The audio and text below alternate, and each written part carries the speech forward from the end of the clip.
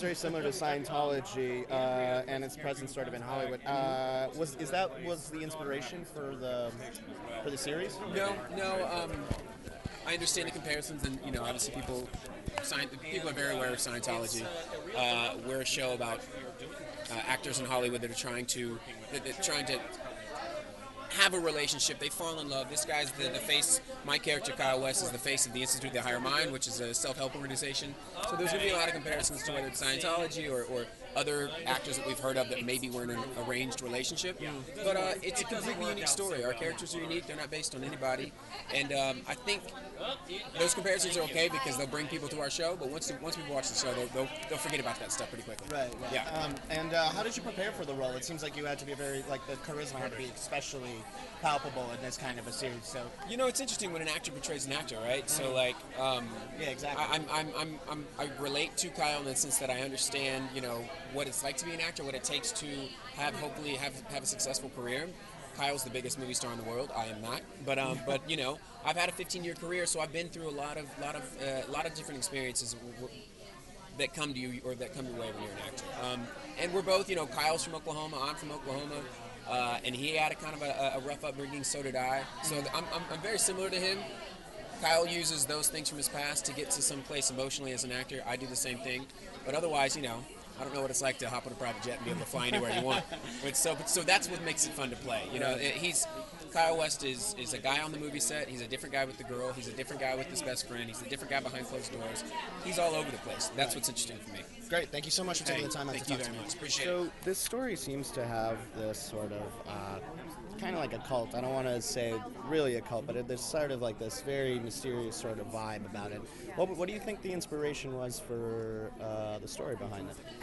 I think there are a lot of groups like the Institute of the Higher Mind, which is our group on the show. I think there's a lot of cult-like organizations around, a lot of self-help groups, everything from Landmark, Tony Robbins. I mean, there's a lot to draw on, but this is a totally unique organization that our creator Jonathan Abrahams came up with, and it's not a religious group. It's more of like an insular self-help group.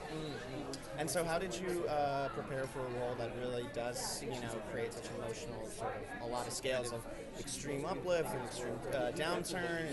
And I mean, it's a new relationship, and he's obviously a man with a tremendous amount of structure and influence in his life, and it's dramatic at times, but I'm an actress, and I think that, drawing from my own experiences in some way, whether it's in a relationship or out of a relationship, but, you just use the tools that you have and the life that you've lived, and, you draw from that. Okay, so how can you speak about the chemistry? Well, they meet on an audition, right, and they have like a real connection with each other, and he courts her right after that. And I think that you're watching a relationship unfold in real time, and they're starting to get to know each other as you're watching them get to know each other. So for Josh and myself, that happened very organically, and we were kind of experiencing exactly what they were experiencing. I mean, we both met on the screen test of the actual show. So, it was a very natural, I think, progression for the two of us. Oh, okay, great. Well, thank you so much for taking the time out to talk to me. I appreciate that. Thank you. So, you've had an extremely strong career. I mean, you keep narrating, acting, performing, even, reading children's stories. You never seem to stop. What made you decide to get involved with this project? Well, they asked.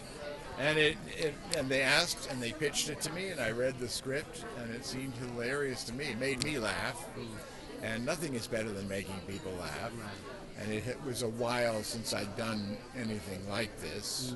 It really has been since Third Rock from the Sun. And I thought it was high time. But, you calculate far less than you would think. An actor has to take what comes his way, and he's always afraid of turning down something great. So when something really good comes along, you don't pass it up. Right. Yeah, I was actually, just to follow up on that, I was actually just going to ask you, do you see this as being your next sort of Third Rock from the Sun series? Well, I was really the center of Third Rock and stayed with it for 6 years. I'm too old for that. I don't have 6 years left. It's high energy stuff.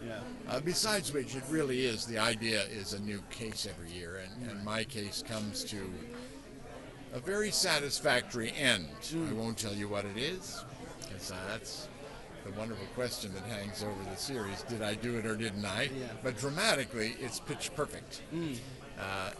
So there's not much for Larry to do after this season. So Right. we'll see.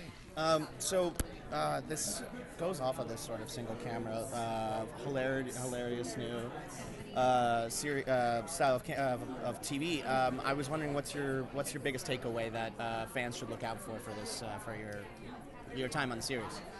What should they look out for? Yeah. Well, we want them to laugh really hard, but we want them to be obsessed with it. We want them to follow it the way they would follow the Jinx. Right. And we want to twist them up like a pretzel. So it's that. So it gets pretty serious at times. It sounds like. Well, I don't think it ever gets serious. Yeah. But you're engrossed by the twists of the plot. Right. And you're going to be watching for clues like a hawk. Right. And that's, I can't even think of a series that has pulled that off. It's Absolutely. an ingenious idea. Yeah. Well, thank you so much for taking the time out to talk Great to me. to talk to you. You've had a great career. You've had a very eclectic, long-standing career. Yeah. I was wondering, what got you interested in working on this series? Tina Fey called and asked me to do it, so that's a good reason. Yeah. So Isn't she asked it? you personally? She asked me to meet, have lunch with her and Tracy Wickfield, who's the creator, who's a protege, and Robert Carlock, and we all met at Cafe Luxembourg, and she told me the idea, and then I went off, and then I was asked to do it. They ran it by NBC, and I was asked to do it. Wow, that's fantastic. Yeah. I was actually just about to ask, how's it been working with Tina Fey's protege? She's amazing. How old is she now? She's in her 30s. 30s, that's Yeah, incredible. she's so smart. I mean, obviously Tina and NBC wouldn't give her this opportunity if they didn't think that she was enormously gifted. But then, I think there's so many young people in their 30s. Look at the fellow that directed La La Land. He's like Damien early Chazelle, 30s, right? And I just saw a play last night called Significant Other, and he's 31. So I think I don't know what it is. I don't know if you guys all grew up with entertainment, and so you feel much more comfortable in the medium, but there's a lot of young people with a lot of success these days. So. Wow, that's fantastic. Yeah. So can you tell us a little bit more about who your character is, what her motives are, give us a little bit. Yeah, if you could just speak a little bit about your Let me see. Carol's motives. Well, to have a place to go every day, which is a news station, and to be with her daughter, and to be around the exciting news channel. And I don't think she really knows, other than that, what to expect, because she's never worked in her life. She brought up her daughter in Secaucus, New Jersey. So every day is an exciting day for her. She gets to be with one person she loves, her daughter, and she gets to be around a lot of people she likes. What's wrong with that? Yeah, that's true. Thank you so much for taking the time out You're to talk to me. I'm welcome. really looking forward to the show and your performance in it. Thank you so All right, much. You're welcome. Obviously, you're tasked with being the psychiatrist of the group. I was wondering, did you have any sort of special way to prepare for the role? Did you have like a psychiatrist to walk you through the basics? I went and hung around with a lot of psychiatrists who work at hospitals, and that was really important to do. Here in New York primarily, and then once I got to Chicago, because the thing, when Dick first asked me to do this, I mean, it was Dick's idea. It was Dick who realized that there had never been a psychiatrist on a medical procedural based in a hospital before. And you go, really? And he was right, And the first thing I thought is, well, wait, are there psychiatrists in emergency rooms? And there's psychiatrists all over emergency rooms. And I went and hung out with them, and I learned a whole lot. Well, what was the biggest takeaway that you learned from the series? I mean, from the psychiatrist, or anything that you continuously had to keep using throughout the series, or something particularly disturbing? Oh well, I mean, I learned some pretty disturbing statistics, which is one of the reasons why it's so important for there to be psychiatrists in emergency rooms, is that because because of sort of public health holes in our public health systems, there isn't even a psychiatric hospital in every city in the country, and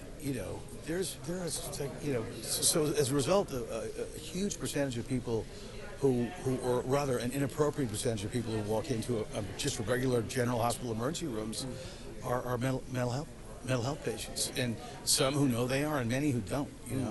So it's very important for there to be a psychiatrist there to sort of make sure they get to the right place and get the right help. Well, you mentioned that this is actually the first procedural that has a psychiatrist sort of on the main cast. I was wondering, did you ever have any sort of public support and public outpour that you've felt for portraying a psychiatrist on a main sort of series? Well, I mean, a couple of the issues that we've tackled, you know, like, or we've addressed, like, you know, sort of depression and trying to destigmatize a lot of this stuff. People are very, very grateful for that. You know, because one of the things about psychiatry in general, it's shocking to me, but there's still a huge sort of like, there's still a taboo. A lot of people are embarrassed to go see a psychiatrist. Right. You know, they think that it's like, that's just a very foreign idea to me. You know, Right. Absolutely. and so I think that it's really important to destigmatize that stuff. You know, in as much as you can. Right. And last question. You have previously worked on television a lot, but this is your first big sort of, you know, Dick Wolf show of you're now in a main cast, you're on every episode, or almost every episode. How does it feel now being part of this sort of, you know, this sort of train of a show? Well, what's fun about this, you know, what Dick's doing in Chicago is that it's not just our show, it's 3 other shows too. Right, yeah. And, you know, it's sort of a remarkable idea that he had. And it sort of boggles the mind that he was the first one to have it, because it's sort of been sitting there. You know, people have spun shows off before, but nobody's ever spun them into each other. Right. And it's, you know, it's certainly a lot of fun to work on. All the evidence is there's a lot of fun for the audience, too. Yeah, absolutely. Well, listen, Mr. Platt, thank you so much for taking the time out to talk to me.